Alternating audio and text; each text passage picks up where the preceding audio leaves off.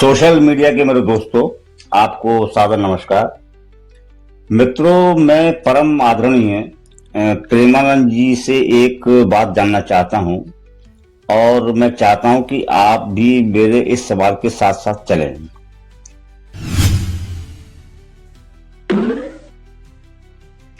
मांसाहार को प्रेमानंद जी भी नापसंद करते हैं और मैं भी नापसंद करता हूं। मैंने कभी अपने हाथों से अंडे तक का स्पर्श नहीं किया है, खाना तो दूर की बात है। लेकिन दोस्तों, मैं इतना जरूर देखता और समझता हूं कि मांस एक आहार तो है। बेशक मनुष्य के लिए यह बेहद ही निम्न कोटि का आहार है। अब मांसाहार पर मेरे पास अपना विश्लेषण है, अपना एक विवेचन है, लेकिन यह थोड़ा विस्तार लिए हुए है, इसलिए इसे लेकर मैं फिर कभी आपके पास आऊंगा। यहाँ मेरा विषय है कि किसी जीव, जानवर या पशु की हत्या, यानी कि हमारा हिंसक होना, यह पूरी तरह से एक उदार और मानवीय दृष्टिकोण है कि अपना पेट भरने के लिए हमें किसी जानवर की हत्या नहीं करनी चाहिए। लेकिन सवाल यह है कि केवल अपने शौक के लिए किसी जीव की हत्या करना क्या उससे भी बड़ी जघन्यता नहीं है? यानी मित्रों, मैं जो जानना चाह रहा हूं, मेरा जो सवाल है, एक तो हम हिंसा करते हैं किसी जीव की, अपना हमें पेट भरना हो, और एक हिंसा हम करते हैं अपना केवल शौक पूरा करने के लिए। तो इसमें बड़ी जघन्य, जो ज्यादा जघन्य हत्या है या ज्यादा जघन्य हिंसा है, वो कौन सी है? ठीक है ना? तो मैं ये बात क्यों कह रहा हूं, थोड़ा मैं आप समझाने की कोशिश करता हूं आपको कि ये ऐतिहासिक दस्तावेजों में भी दर्ज है और पौराणिक गाथाओं में भी इसके कई जिक्र मिलते हैं कि लोग अपने शौक करने के लिए शिकार या आखेट किया करते थे। उन्हें उस जानवर का मांस नहीं खाना होता था, लेकिन उसकी खाल के लिए या सींगों के लिए या फिर ऐसे ही अपना पुरुषार्थ दिखाने के लिए भोले भाले जंगली जानवरों का शिकार ये लोग किया करते थे।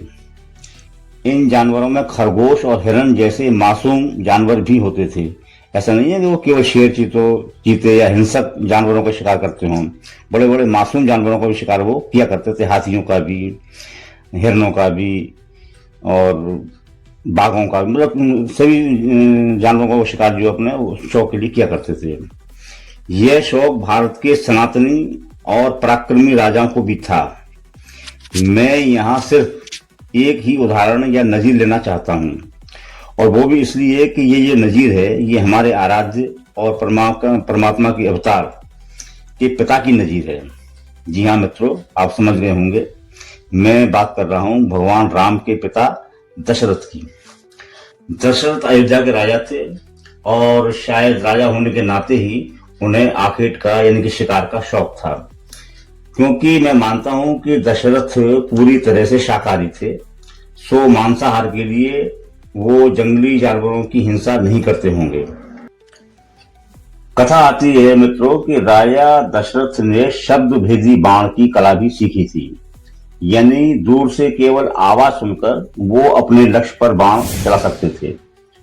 श्रवण कुमार अपने माता पिता के लिए तालाब से गगरी में जल लेने जाता है। जब वह गगरी को तालाब में डालता है तो पानी भरने की आवाज होती है। काफी दूर मौजूद दशरथ के कानों में यह आवाज पड़ती है।